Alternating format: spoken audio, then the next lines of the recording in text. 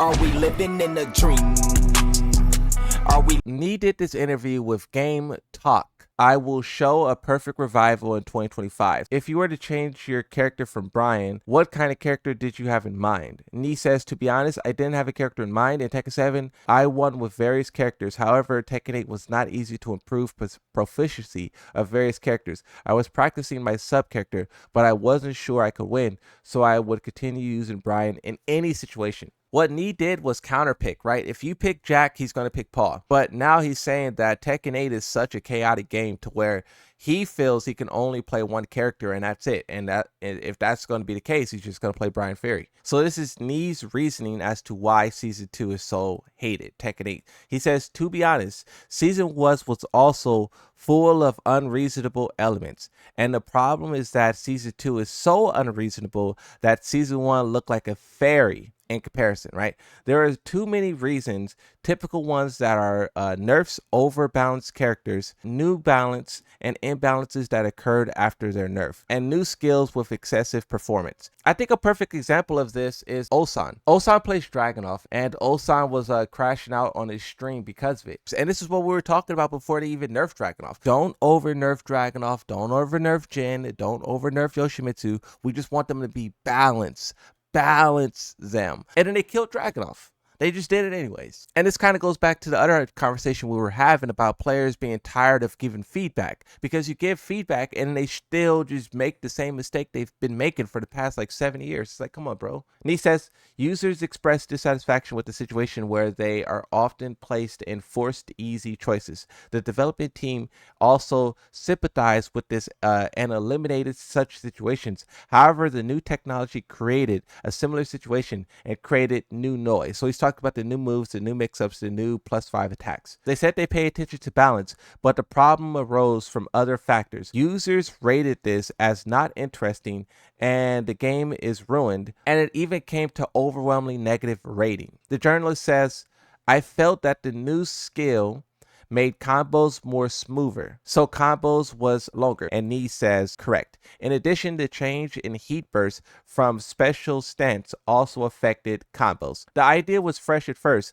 but when I started to play the game, it was so good for characters with combos and many postures. In the opposite case, they do not perceive any benefits at all. This is the reason why the gap in reliance on high performance technologies has grown. When we heard that you could do like heat burst and heat smashes from stances, we were more so thinking about mix-ups, but where this is truly shining is with combos. Question: how do you review the recent balance patches? Nee says the overall downward revision was made. The good characters have been average. It wasn't bad for me personally. Aren't you burdened by the frequent changes? Nee says it is difficult to adapt. I think it's necessary as Tekken 8 needs to do well to revitalize the tournaments and consider the flux in newcomers. To speak to the fluctuation of the game and how it's changing so rapidly, fighting against Asuka and one day she's like a monster and the next day she may not be, but then also there may be another character who rises up. Who knows what they're going to do to Lee and Law? It's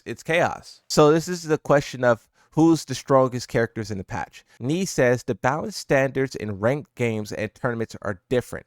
Now, before we move on any further, I want to bring up this point because it is a very important point, and I think people should be aware of this. The Devil Jin players, the pro players, are incredibly disappointed with what Devil Jin is currently doing. But you also have Kudans, one of the best Devil Jin players on the planet, saying, I don't want to play this character. Pro Devil Jin players who are talking about this character being terrible, he's unusable, he's bad, he's this, he's that. They hate him. But here's the important thing to understand. These are pro players. They're talking about in a professional environment. When you look at what Devil Jin is doing in an online environment, he is the 12th most deadliest character in online. And this is the difference that needs to be highlighted. When you talk about a character being powerful, you can't just say, oh, this character is powerful in tournaments, so this is powerful, period. No, there is different characters who dominate in the online ranked version of the game versus pro.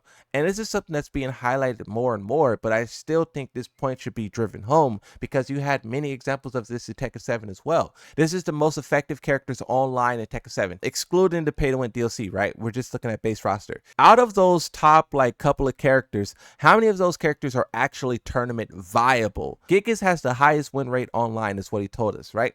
And he said if we buff Gigas, he's only going to win more. And people said, we don't care about his online performance. We're pro players. We play tournaments. Buff him. Harada eventually cracked and he buffed Gigas. A week later, he said Gigas is now the most deadliest thing in all of Tekken 7.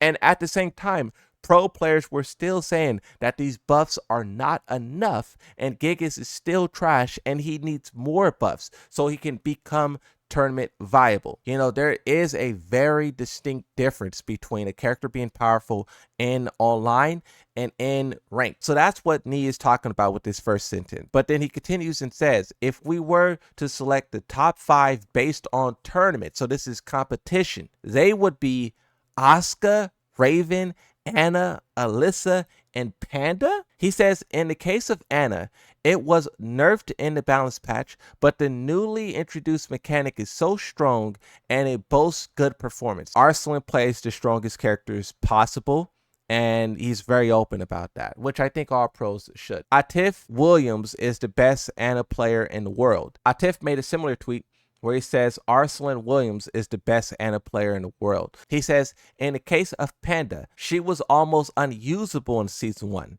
but in Season 2, she was upgraded to be better than Kuma because they were conscious of this. Asuka wins one of it. She's top 1 character. Then why aren't other pros using her? Someone says, weak argument. No one really used Yoshi compared to the other high tiers. Doesn't mean he wasn't super strong. That's a good point. Never thought I'd live long enough to see Asuka top tier. Raven is in a good spot right now. Shinobi just took down Max Mode in first place, and Pinion made Evo top 8. So he may have a good point. Raven is strong at the moment. There's a slight mistranslation. This is closer to referring to the top 5 characters in tournaments rather than the current character tier list.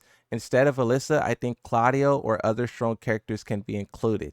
Characters who received a lot of buffs show good performance. Certainly. By increasing HP and decreasing combo damage, the round playtime has been extended. Therefore, what should novice users focus on to practice? He says, in the past, the game ended so quickly, so I emphasized finding high performance techniques and actively using it rather than combos. Now it's different. HP has become too high to win with a few skills. It's a new era where you can draw more than 100 damage with a single combo. It's a good idea to practice combos so you can deal as much damage as possible when you get a chance. So going to the days where you're practicing techniques and setups, and now it's the days where you just basically make your opponent guess and then do a max damage combo. The question says, aren't you tired as the round play time increase? Nee says, I've always used a lot of time, so I don't feel tired. However, it is true that there are more timeout games before. The reason is that combos time is too long when you get launched into the air. If you use a hit